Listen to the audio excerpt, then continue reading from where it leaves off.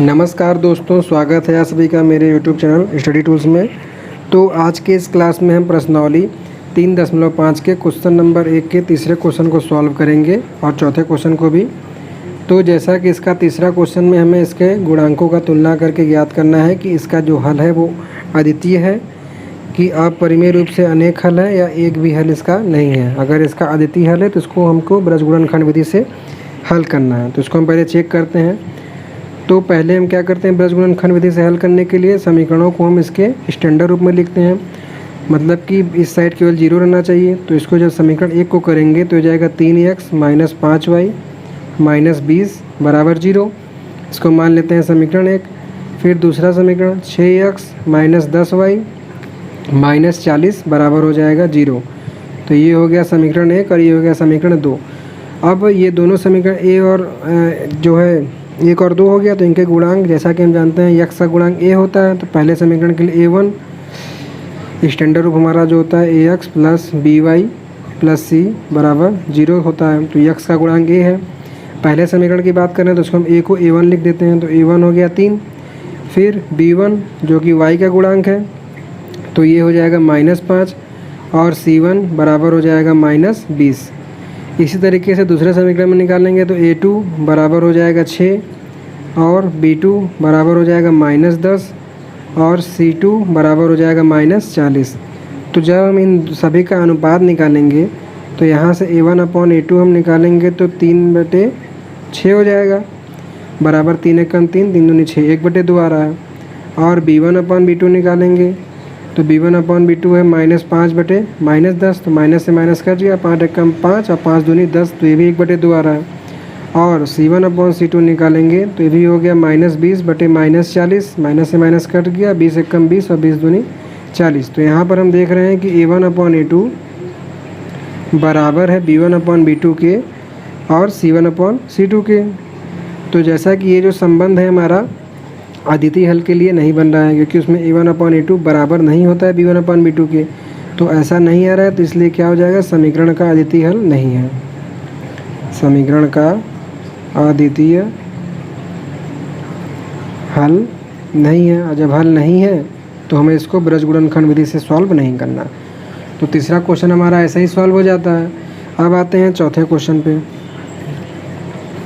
तो चौथे क्वेश्चन में इसी प्रकार हम इसको स्टैंडर्ड रूप में, ये पहले से दिया हुआ है, इस साइड 0 दिया हुआ है, तो हम डायरेक्ट इससे गुणांकों की तुलना करते हैं। तो यहाँ a1 बराबर दिया हुआ है 1 और a2 बराबर दिया हुआ है 3। तो इन दोनों का अनुपात हो जाएगा 1/3। फिर b1 बराबर दिया हुआ है -3 और b2 बराबर भी दिया हुआ है -3। अनुपात हो जाएगा -3/-3 = 1 आ जाएगा। और c1/c2 निकालेंगे तो -7/-15 जो कि 7/15 हो जाएगा। तो यहाँ पर हम देख रहे हैं कि a1/a2 जब हमने बटे करके निकाला तो इसका मान आ रहा है 1/3 और b1/b2 निकालें तो इसका मान आ रहा है 1। तो इसका मतलब ये हुआ कि a1/a2 बराबर नहीं है b1/b2 के। तो जब बराबर नहीं है तो समीकरण का अद्वितीय हल है। समीकरण का अद्वितीय हल है। और जब समीकरण का अद्वितीय हल है तो इसको हम ब्रजगुणनखंड विधि से सॉल्व कर लेते हैं। तो जैसा कि इस समीकरण को हमको ब्रजगुणनखंड विधि से सॉल्व करना है, ब्रजगुणनखंड विधि। तो ब्रजगुणनखंड विधि में होता क्या है, जैसा कि पहले मैंने आपको जब इसका पहले का क्वेश्चन नंबर 1 और 2 वाले इसके जस्ट पहले वाले वीडियो में बताया है, वैसे ही क्या करेंगे, ब्रजगुणनखंड विधि में पहले x को y के बराबर लिखेंगे और y को अचर पद 1 के बराबर लिखेंगे।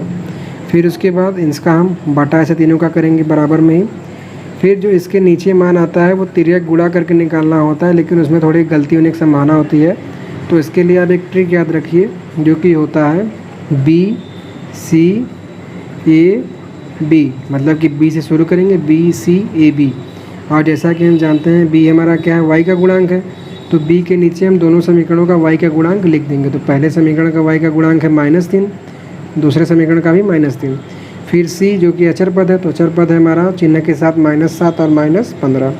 a हमारा x का गुणांक है, तो ये 1 और ये 3 हो जाएगा। फिर b का गुणांक है तो -3 और -3। अब जबकि हम x का मान निकाल रहे हैं तो हमें करना क्या है, शुरू से 2 लाइनों में हमको क्रॉस गुणा करना है।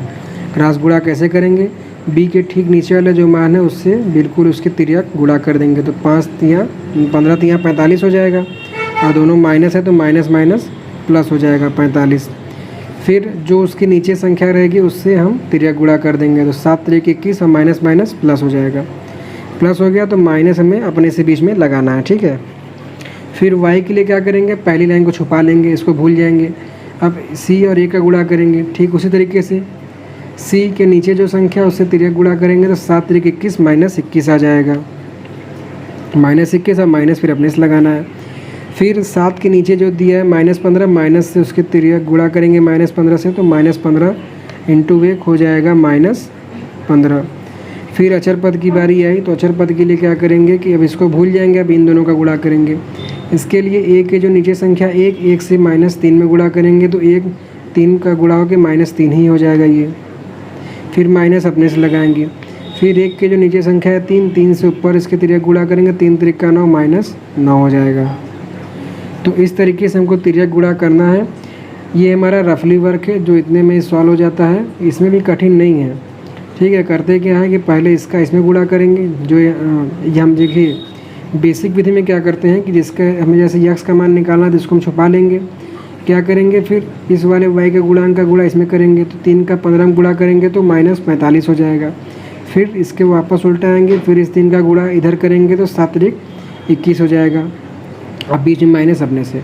फिर हमको y का मान निकालना है, तो y का मान निकालने के लिए y को छुपा लेंगे। y को छुपाने के बाद क्या करेंगे, फिर इसका गुणा हम इधर करेंगे तो 7 तिर्यक 21 हो जाएगा, माइनस लगाया तो -21। फिर ऊपर जाएंगे, फिर ऊपर से इधर गुणा करेंगे तो x का गुणांक 1 है, 1 से -15 में गुणा करेंगे तो -15, बीच में अपने से माइनस लगाएंगे। फिर अचर पद का मान निकालने के लिए अचर पद को छुपा लेंगे।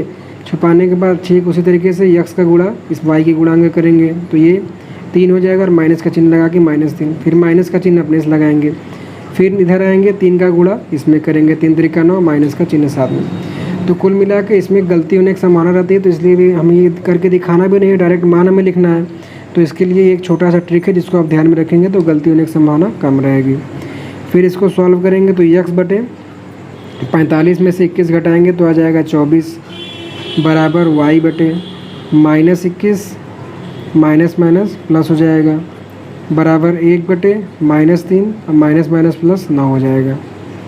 यहाँ से हो गया x बटे 24 बराबर y बटे हो जाएगा -6, -21 में से 15 घटाएंगे, माइनस का चिन्ह बड़ा है। फिर 1 बटे 9 में से 3 घटाएंगे तो आ जाएगा 6।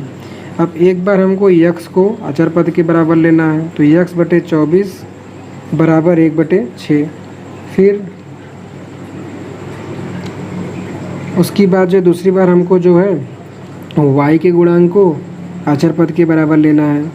फिर यहाँ पर हमको तिर्यक गुणा कर देंगे, तो यहाँ से x का मान निकालेंगे तो x बराबर आ जाएगा 24 बटे 6 और 6 चक्का 24, तो x बराबर आ जाएगा 4।